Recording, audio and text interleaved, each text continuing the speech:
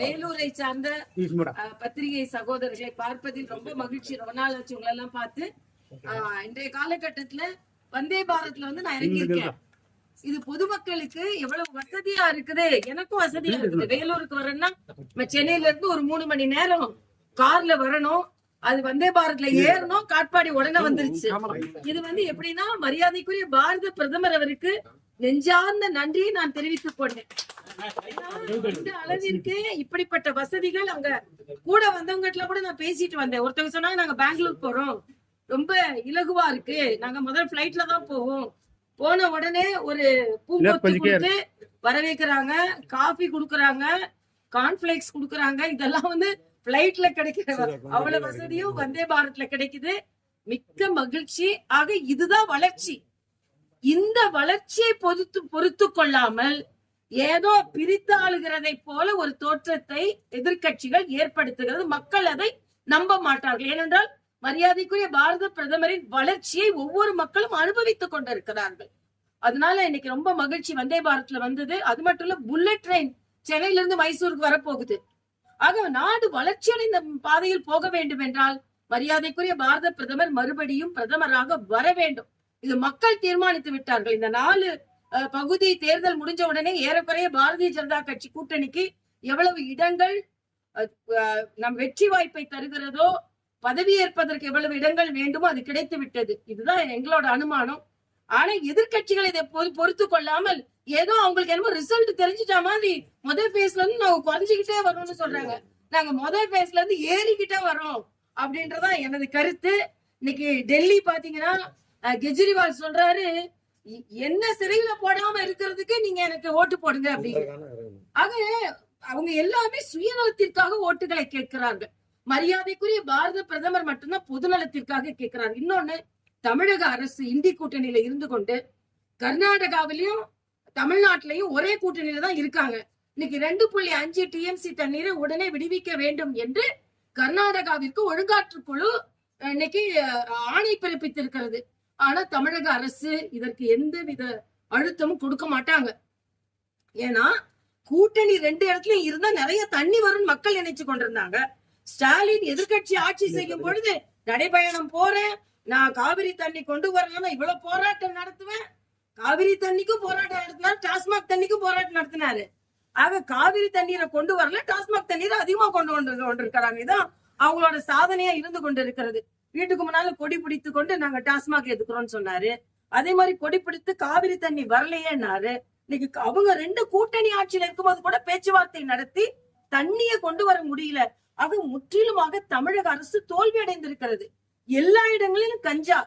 இன்னைக்கு உயர் நீதிமன்றம் என்ன சொல்லி இருக்கிறதுனா, காவல்துறைக்கும் கஞ்சா விற்பவர்களுக்கும் ஒரு மிகப்பெரிய சம்பந்தம் இருக்கிறது, நெட்வொர்க் இருக்குதுன்னு சொல்றாங்க. அப்ப அரசியல்வாதிகளுக்கும் திராவிட முன்னேற்ற கழகத்துலதான் சாதிக்கு இருந்தார். சாதிக்கலாமா நம்மளாம் கேட்டுட்டு இருக்கல, சாதிக்கே அவங்க வச்சிருந்தாங்க. ஆக அந்த பின்புலத்தில் திரைத்துறையிலும் திராவிட முன்னேற்ற கழகத்தை சார்ந்தவர்களுக்கும் இந்த கஞ்சா பரவுவதில் மிக அதிக பங்கு இருக்கிறது. காவல்துறைக்கு எவ்வளவு பங்கு இருக்கிறது கண்காணிக்கப்பட வேண்டுமோ, அதே போல அரசியல்வாதிகளுக்கு எவ்வளவு பங்கு இருக்கிறது என்பது கண்காணிக்கப்பட வேண்டும். கஞ்சா கலாச்சாரம் தமிழகத்தில் ஒழிக்கப்பட வேண்டும். இன்னைக்கு வந்து அதிகமாக வன்முறை கலாச்சாரம் தலையெடுப்பதற்கும் நிறைய விபத்துகள், நீங்க இன்னைக்கு பாத்தீங்கன்னா பேருந்து விபத்துகள் மிக அதிகமாக இருக்கிறது. இதற்கும் போதை ஒரு காரணம். அதனால இதையெல்லாம் கட்டுப்படுத்தப்பட வேண்டும் என்பது எனது கருத்தாக இருக்கிறது. மேடம், தொடர்ந்து எதிர்கட்சிகள் வந்து கஞ்சா குறித்தும் போதைப் பொருள் புழக்கம் குறித்தும் கண்டன அறிக்கை நேற்று முதலமைச்சர் தலைமையில அமைச்சரவை கூட்டம் கூட்டி இது குறித்து விவாதம் பண்ணாங்க. அதை பத்தி உங்களுடைய கருத்து என்ன? இல்ல, அதுதான் எல்லா கண்டனமும் வந்ததுக்கு பின்பு இந்த கலாச்சாரம் மிக அதிகமாக இருக்கிறது என்று தெரிந்ததற்கு பின்பு ஒரு கூட்டம் கூட்டி இருக்கிறார்கள். இதுல என்னன்னா, உயர் நீதிமன்றம் சொன்னதே மாதிரி அந்த நெக்ஸஸ கண்டுபிடிக்கணும். இதுல சும்மா ஏதோ கூட்டம் போட்டு நான் ஆலோசனை நடத்தினது என்பது நம்மளால அனுமதிக்க முடியாது. மூலை முடுக்குகளில் இருக்கின்ற கஞ்சா கலாச்சாரம், இன்னைக்கு தமிழக கலாச்சாரம் என்பது கஞ்சா கலாச்சாரமாக மாறி வருகிறது.